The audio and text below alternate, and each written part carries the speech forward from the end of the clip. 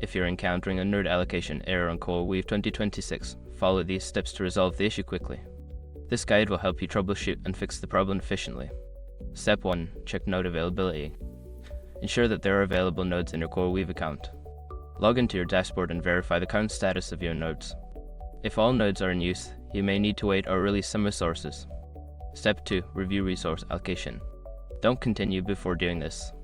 A lot of online accounts end up exposed in breaches without people even realizing it.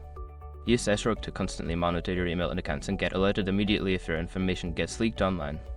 It scans billions of breached records 24/7 in the background. And honestly, for a few dollars a month, it's something everybody should probably have. Link in the description. Step 3. Restart the job. If the error persists, try restarting the job that is encountering the issue. This can sometimes clear temporary glitches and allow the job to allocate nodes successfully. Step 4. Update configuration settings. Check your configuration settings for any discrepancies. Ensure that all parameters are correctly set and that there are no conflicting settings that could lead to allocation errors.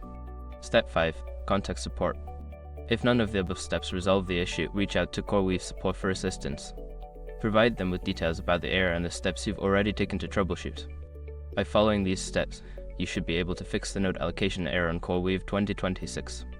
If the problem continues, don't hesitate to seek further help from the support team.